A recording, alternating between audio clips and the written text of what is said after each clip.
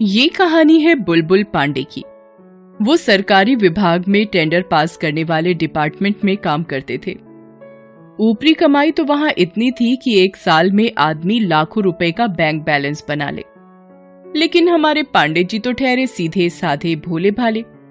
कोई उन्हें घूस देने की पेशकश करता तो वो समझ ही नहीं पाते। एक बार की बात है, एक ठेकेदार टेंडर पास करने के बदले में एक मिठाई के डब्बे में उन्हें नोटों की गड्डियां देकर वापस जाने लगा। पांडे जी ने जब डिब्बा खोला तो उसमें नोट ही नोट थे। अरे ठेकेदार साहब, अरे आपका ये डिब्बा छूट गया है। अरे देखिए तो इसमें नोट ही नोट भरे हुए हैं। अरे ऐसी लापरवाही मत कीजिए, पैसे बहुत मेहनत से कमाए जाते हैं भाई साहब, इस तरह कोई इन्हें छोड़कर जाता है क्या? पांडे जी की बात सुनकर सारा ऑफिस उन्हें मुस्कुराकर देखने लगा। ठेकेदार भी छिप गया। अब वो कैसे कहता कि ये तो टेंडर पास करने के लिए घूस के पैसे हैं। वैसे वो ये कह भी देता तो हमारे पांडे जी उन पैसों को हाथ तक नहीं लगाते, क्योंकि उन्हें लगता था कि ईमानदारी से बढ़कर कोई पूंजी नहीं होती। बहरहाल लगभग 40 साल के हो चुके हमारे पांडे जी इन दिनों बहुत परेशान से हैं। असल में उनकी शादी तय हो गई है। उनकी पत्नी ऐश्वर्या इतनी सुंदर है कि हमारे पांडे जी को तो एक सप्ताह विश्वास ही नहीं हुआ कि इतनी सुंदर लड़की उनकी पत्नी बनने वाली है। पांडे जी ऐश्वर्या की तस्वीर देख रहे हैं। हम दोनों का कोई मेल ही नहीं है। ये इतनी लंबी और मैं ठिगना सा, ये दूध सी गोरी और मैं च्यवनप्राश सा। शादी के पहले मुझे कुछ ना कुछ करना पड़ेगा ताकि लोग मेरा मजाक न उड़ाएं। फिर तो पांडे जी ने हर दिन पार्क जाकर लंबा होने की कोशिश शुरू कर दी। कभी पार्क में लगे इस पोल से बंदरों की तरह लटकते तो कभी उस पोल से। हर दिन घर आकर अपनी लंबाई नापते भी, लेकिन कोई फर्क उन्हें नहीं पड़ा। फिर एक दिन टीवी पर विज्ञापन देखकर लंबा होने की दवाई भी मंगाई, लेकिन लंबाई जस की तस रही। इस बीच शादी का दिन आ गया। पांडे जी की ऐश्वर्या से शादी हो गई, सुहाग रात के दिन। आप बहुत ही खूबसूरत हैं, आपके आगे मैं कुछ भी नहीं, लेकिन मैं इतना वादा आपसे करता हूँ कि मैं प्यार आपसे कहीं ज्यादा करूंगा। एक लड़की को और क्या चाहिए पांडे जी। ऐश्वर्या पांडे जी को बहुत प्यार करती थी, लेकिन पांडे जी हमेशा खुद को कम समझते और उन्हें लगता कि ऐश्वर्या उन्हें उतना प्यार नहीं करती। इधर पांडे जी के मोहल्ले के लड़के पांडे जी के ऑफिस जाने के बाद उनकी बीवी को ताड़ते।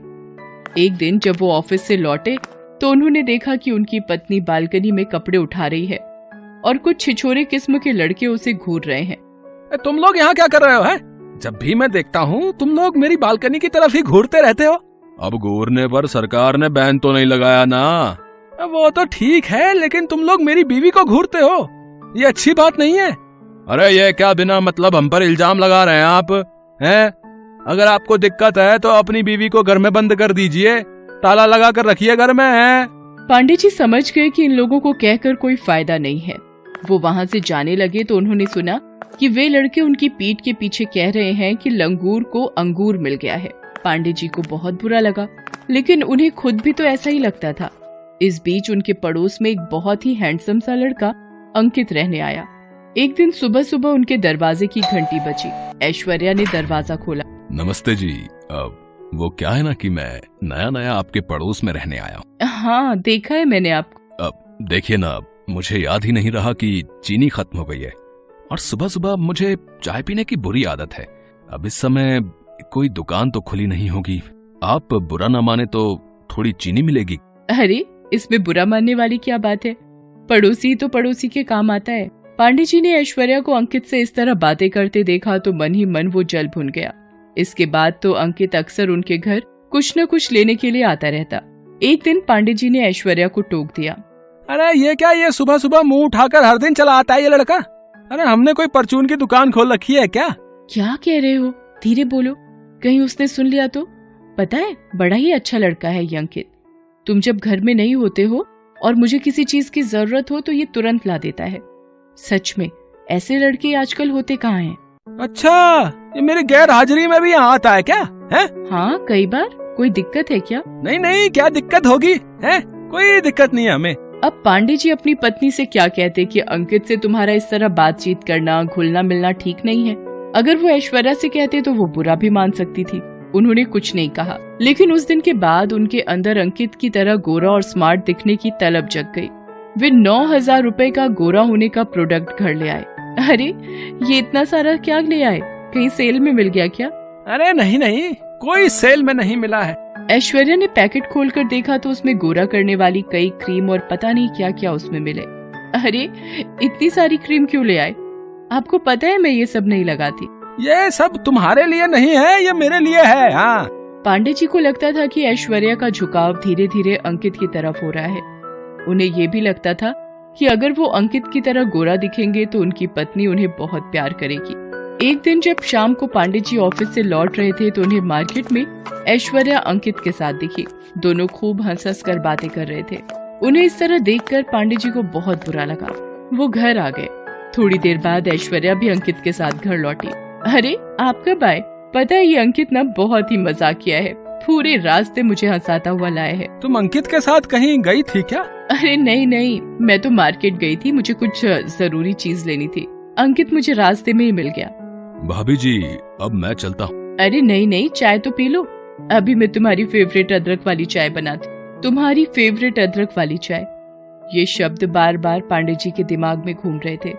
उन्हें अब तक तो शक था, लेकिन अब पूरा यकीन हो गया था कि ऐश्वर्या और अंकित का कुछ चल रहा है। वो ये भी सोच रहे थे कि 2 दिन बाद उनका बर्थडे है। ये बात उनकी पत्नी भूल गई है, लेकिन अंकित का फेवरेट उसे याद है। पांडे जी ऐश्वर्या को बहुत प्यार करते थे, लेकिन उन्हें लगता था कि वो अंकित को प्यार करती है। तब उन्होंने एक बहुत बड़ा निर्णय ले लिया। उनको तो हमेशा से लगता ही था कि वो ऐश्वर्या के लिए फिट नहीं है, इसलिए उन्होंने ऐश्वर्या और अंकित की जिंदगी से दूर जाने का फैसला किया। उन्होंने उस घर को छोड़ दिया और निकल गए। चिंता, परेशानी, टेंशन में भरे हमारे पांडे जी सड़क पर चले जा रहे थे। तभी उन्हें कुछ लोगों का शोर सुनाई। अरे भागो! अरे एक सांड पागल हो गया है, वो लोगों को घायल करता हुआ इधर ही आ रहा है। अरे भाई साहब भागो! पांडे जी ने देखा कि सचमुच एक सांड उनकी ओर ही भाग आ रहा था। वो जब तक कहीं भागते उस सांड ने उन्हें बुरी तरह घायल कर दिया। वे बेहोश हो गए। वो तो लोगों ने उस सांड को भगाया, नहीं तो पांडे जी का बचना मुश्किल था। जब उन्हें होश आया तो उनके पूरे शरीर पर पट्टियां बंधी हुई थीं और वे अस्पताल में थे। ये मुझे अस्पताल कौन ले आया? अरे मैं मर क्यों नहीं गया? अब क्या फायदा है जिंदा रहकर? भगवान ने बहुत सारी कमियां मुझ में दी, लेकिन मैंने कभी कोई शिकायत नहीं की। लेकिन जिससे मैं प्यार करता था, जिस बीवी के साथ पूरा जीवन बिताने की सोचता था, वो किसी और के साथ। ये सब सोचकर पांडे जी फिर से रोने लगे। तभी वहाँ पर उन्हें ऐश्वर्या दिखी, जो डॉक्टर से बात कर रही थी। पांडे जी को बहुत आश्चर्य हुआ कि वो यहाँ क्या कर रही है। तभी ऐश्वर्या उनके पास आई। मैं आपसे बहुत नाराज हूँ, आप अपना ध्यान बिल्कुल नहीं रखते। अगर आपको कुछ हो जाता तो मेरा क्या होता? आपको पता नहीं मैं आपको कितना प्यार करती हूँ। ये कहकर ऐश्वर्या पांडे जी के गले लगकर रोने लगी। तभी वहाँ पर डॉक्टर साहब भी आ गए। अब कैसा फील कर रहे हैं आप? पता है आपकी बीवी बहुत बहादुर है। उस दिन जब आप घायल हो गए थे तो ये अकेली ही आपको यहाँ लेकर आई। आपको ब्लड चढ़ाने की जरूरत थी, आपकी पत्नी ने ही ब्लड दिया। जब तक आपकी हालत नहीं सुधरी, ये बेचारी आपकी बगल में ही बैठी रही। पांडे जी ऐश्वर्या के बारे में क्या क्या सोच रहे थे और वो क्या निकली, ये सब सोचकर पांडे जी की आंखें भर आईं। बातों बातों में उन्हें पता लगा कि ऐश्वर्या पांडे जी को उनके आने वाले बर्थडे पर उनकी पसंद का शर्ट सरप्राइज में देना चाहती थी, और वो उस दिन उसी रास्ते से गुजर रही थी जहाँ सांड ने पांडे जी को घायल किया था, और अंकित को तो वो भाई की तरह मानती थी। पांडे जी अपनी नादानी पर मंद मंद मुस्कुरा रहे थे। आज उनकी सारी शिकायत दूर हो गई थी।